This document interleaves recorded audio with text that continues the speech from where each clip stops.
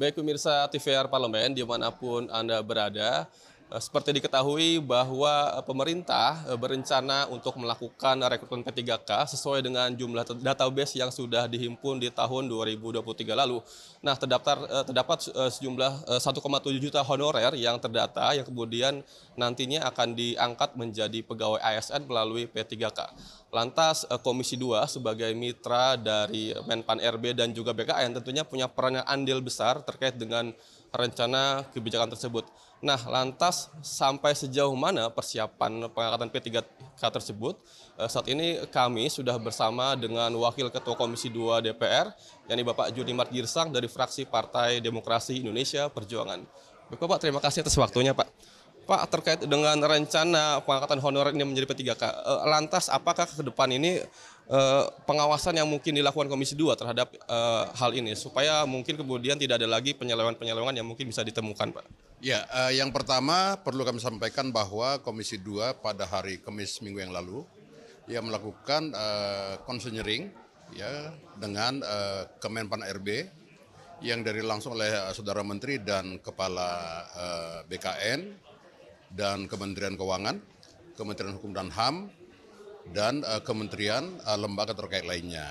Nah, yang kedua, hasil dari konseling tersebut disepakati dan memang harus dilakukan sesuai dengan pasal 66 Undang-Undang ASN bahwa semua tenaga honorer yang non ASN wajib diverifikasi, divalidasi namanya verval dalam rangka untuk pengangkatan saudara-saudara kita yang non ASN honorer ini menjadi P3K. Terlepas dari itu penuh waktu atau paruh waktu. Nah, kemarin itu dari pihak kementerian CQ Kepala BKN mengatakan bahwa sudah terverval sebanyak lebih kurang 1,7 juta. 1,7 juta dan mereka akan bekerja terus sampai paling lambat akhir Desember yaitu 24 Desember 2024 sudah harus diangkat secara resmi dan sudah mempunyai NIP untuk para tenaga honorer ini.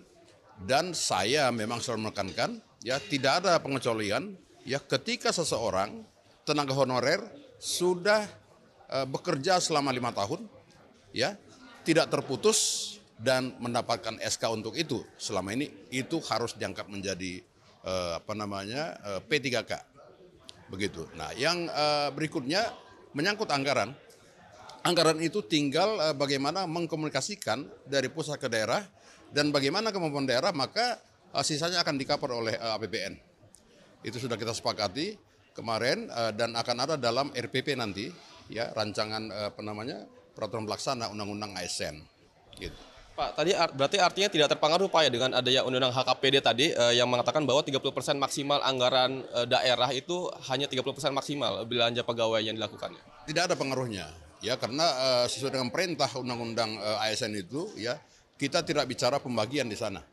Kita bicara bagaimana menyelamatkan dan mempunyai kepastian hukum kepada para tenaga honorer ini supaya mereka diangkat menjadi P3K penuh waktu maupun waktu. Nah, yang paling pokok sesungguhnya kita tegaskan kemarin supaya untuk penerimaan CPNS itu ditambahkan kepada para P3K sepanjang umurnya usianya masih bisa untuk itu dan batasnya itu 45 tahun untuk CSN kemarin itu sudah kita sepakati karena di Papua juga begitu. Jadi harus ada pemerataan, tidak boleh ada pengecualian. Nah, yang paling pokok lagi sesungguhnya adalah dalam pertemuan kemarin saya menekankan supaya dilakukan verval yang betul-betul dikawal ketat itu. Kenapa demikian?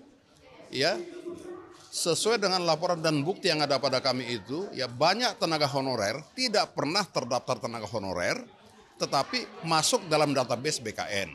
Sementara yang sesungguhnya dia tenaga honorer, kok tidak terdaftar di BKN dalam database-nya. Nah, ini harus di verval secara baik bersama dengan BPKP.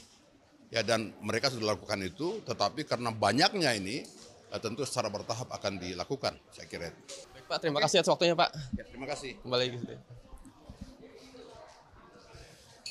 Baik pemirsa, demikian wawancara kami dengan Wakil Ketua Komisi 2 DPR, Bapak Junimart Girsang.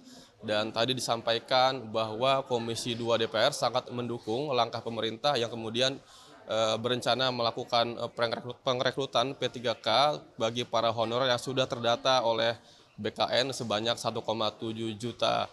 eh, Nah, selain itu juga disampaikan bahwa Komisi 2 akan terus memonitor pelaksanaan rekrutmen P3K ini supaya bisa sesuai dengan apa yang disyaratkan, dan juga secara teknis tadi disampaikan verifikasi faktual juga diminta untuk dilakukan secara serius dan detail agar tidak ada lagi kecurangan-kecurangan yang ada dalam proses penyeleksian calon P3K ini. Baik pemirsa, demikian yang dapat kami laporkan. Kembali ke rekan kami di studio.